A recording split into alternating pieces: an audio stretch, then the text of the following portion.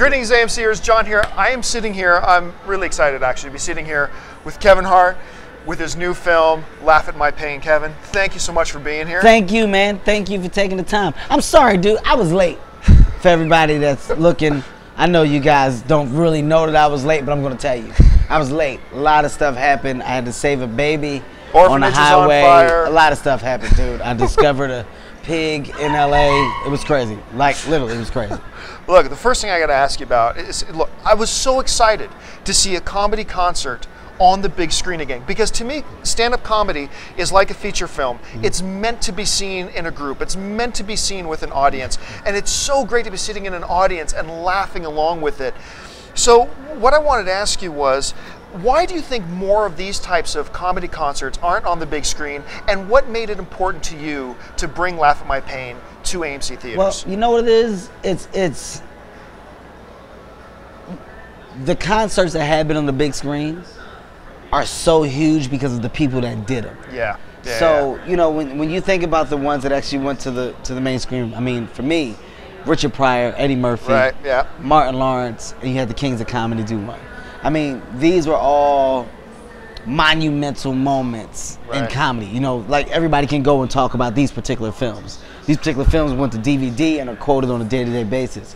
To do that, you want to know that you have the following and support.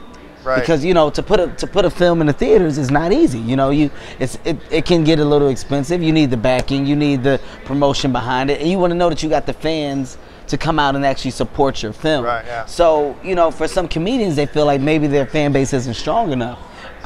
For me, I'm so confident in my fan base because of my social media. You know, right, yeah. From Twitter and Facebook, I'm in their faces on a day-to-day basis, and I get an immediate reaction from my fans. So for me, I said, my last special, Seriously Funny, did so well, it was like 6 times platinum. I said, the next one I need to be bigger. I feel like it shouldn't just be on television.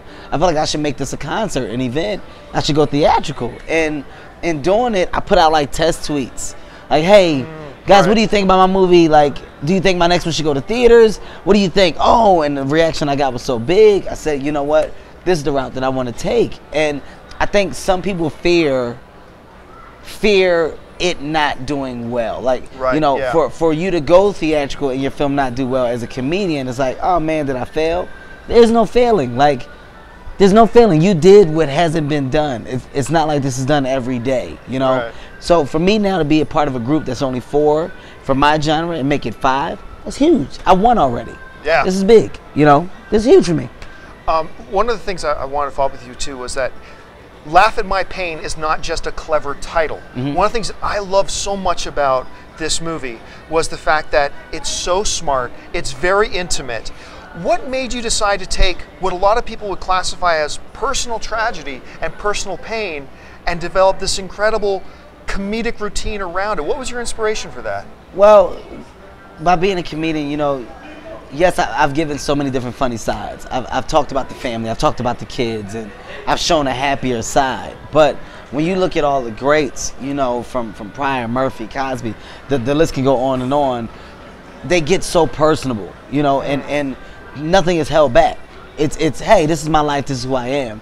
And sometimes you have to address the things that you don't want to address because it's bottled up inside you. And we don't figure it out until it's too late, but we use comedy as therapy. Like, this is my therapy. You know, I didn't talk about my mom passing away. I never talked about my dad being on drugs. I didn't talk about my relationship status and me going through a divorce. These are all things I just held in and I was very, very reserved about. And it got to a point where I was like, you know what? I'm a comedian. Like, you know, my fans will respect me more when I'm honest. Like, the more honest I am with them, the more of an open book I am, the more they can relate to me and the more they say, hey, you know what? Dude, I like this guy. Like, I relate to this guy. He doesn't care. Nothing's held back. Like, it's funny, but at the same time, it's real. And by me putting my real life out there, I think I got the best of me. Like, this particular special, I went dark. And like you said, talking about laughing my pain, it was pain. This shit hurt, man. Okay? But I still talked about it. I talked about it, and I said, you know what? I have to do it in a way to where it comes across smart. It's not stupid. It's not forced. It's genuine, smart, and you're not laughing at the particular situations in my life. You're laughing at my reaction to the situation. So it was. I feel like I found a very clever way to bring it across. One of the most brilliant things about the film, I think, was for that comedy style to work, we do have to feel intimate with you. We have to feel like we know you. And you guys made the decision to start the film with kind of like a 15-minute documentary following you back to Philadelphia. What brought on that decision? What made you decide to do that part of the film and showing your life back home? Well, because, you know, it's very, sometimes people, because we are comedians, people don't want to believe. Right. Oh man, that's funny, but he probably made that up. Right, right. Oh man, that's funny, but these people don't exist. Oh, it's funny, man, but his dad ain't like that. Oh, it's funny, but his mom probably right there. So I said, you know what? I don't want those questions. I don't want people questioning my work ethic. I don't want people questioning my honesty. I said the best way to do it is to put it in their face.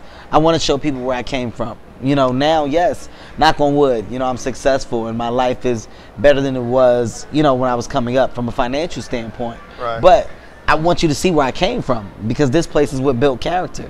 Philadelphia is what made me the man that I am today. And me taking my fans to this place and introducing them to my family and showing them my childhood, from the school that I went to, from my peers, from the activities that my mom forced me to do, to my neighborhood, the way I walked, where I walked, you know. I think that was big, and it hasn't been done. So. And give us such great context, too, that when you are on stage then telling those jokes, we've seen you in that environment. It gives such great context to your jokes and makes it even... It makes it better. Yeah. Like me talking about my dad being on drugs, and then you physically see my dad. Yeah. And by his physical appearance, the first thing you think is, he did cocaine. Like, there's no in between. Like, you get it, you see it. You know, I talk about my family. I talk about how we're close when we're not close, but then we're close when we need to be close. You see us when I need to be close. There's a moment in my film where I break down. It's not forced. It's believable, because this is stuff that I decided to share on camera. And like I said, man, I'm an open book. And by me being an open book, it's gotten me to where I am today. And if it's not broke, don't try to fix it. I pride myself on being honest. I pride myself on really, really taking whatever I'm going through in life, good or bad, and I bring it to the stage. This one thing is what people can't take from me. This is my freedom of speech. This is where I can be the individual that I feel like I am. I don't have to be a character. Right. And I think people, after seeing Life of My Pain, will respect me for that even more. Yeah, one of the things I've been dying to ask you actually is a lot of the routine. No? No, that wasn't it. Sorry. But I want to know, like, we talk a lot about your dad and your history with your dad, and then to find out that you actually have a reconciled relationship with your dad now. Having a relationship with your dad now, do you find that that made it easier for you to talk about the stuff you went through in your history in your past, or do you find it made it easier for you to do it? Well, you know, I didn't really give two shits what my dad thought about what I was talking about. You know, at the end of the day, it's my dad. You don't have a choice. Okay, you did what you did. This is the what's that word? Not repercussion. Is it repercussions? Repercussions, yeah. That's what I would say. Here are the repercussions from what you did. Because of what you did, I'm able to do what I do. Right. Okay? I now learn from your mistakes. Now, the best way for me to learn from your mistakes is to voice what you did. Now, me and my dad's relationship before he was on drugs was amazing. My dad just disappeared at a young age. Right. I was ignorant to his disappearance. I didn't know what it was. My older brother told me. After being educated on it, we took the choice to find my dad, and we took it upon ourselves to clean my dad up. My dad was never like alienated. It was never like, man, I hate my dad, or get out of here. Yeah. We never had that relationship. It's he went through what he went through, but when he saw the effect that it had on him, my dad didn't want his kids to see him like this. Okay. So my dad said, I got to get out of here, because the last thing I want is for my kids to see me and the man that I've become. So me and my brother took the choice to go find him. Once we found him, we cleaned him up. Now that we cleaned him up, we picked up right where we left off. Like, at the end of the day, you're still my dad. Like, I'm here because of you. You take my dad's sperm away, John, we don't have this conversation. This is real stuff. Sometimes you got to say it as plain as it is. You take those eggs away that my dad gave to my mom, or his sperm cells swimming. I don't have this. So I gotta love my dad and appreciate my dad for that. And now I tell my dad, you know what? Your life isn't over. Now you're gonna reap the benefits and rewards of my success. I'm gonna make sure you enjoy the remaining time of your life. You know, and my dad, to some degree, he dropped some deep stuff on me one time, man. My dad told me, he said, Kevin, I was supposed to be on drugs. And I didn't understand it. I was like, what? That's stupid, Dad. That's what I said. That's dumb. He said, listen to me. He said, I was supposed to make the mistakes that I made for you to know what mistakes not to make. And when I sat and thought about it, at first I thought it was an excuse, but then I was like, it made sense. Like, that's my example. I've never touched drugs. Right. I don't abuse nothing because of my dad.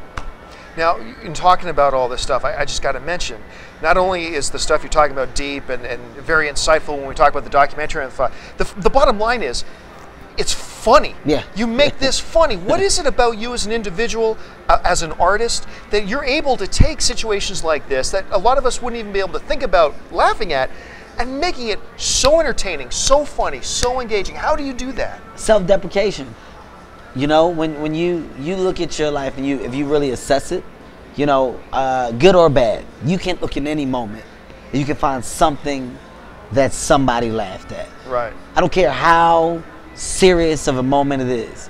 There's something that somebody laughed at. And all it takes is you really reevaluating the situation, because when you're hurt, it's hard to laugh. Right. But once that hurt is healed and you go back and look at it, yo, I was talking to my aunt. The whole time I'm crying, like she's trying to console me, she was spitting on my face. Like, these are little funny moments, and you take these funny moments and they start to build, because, yeah, not only was she spitting on my face, my cousin was stinking. I don't think he bathed at the funeral. And you go from there to here, and you start to connect the dots.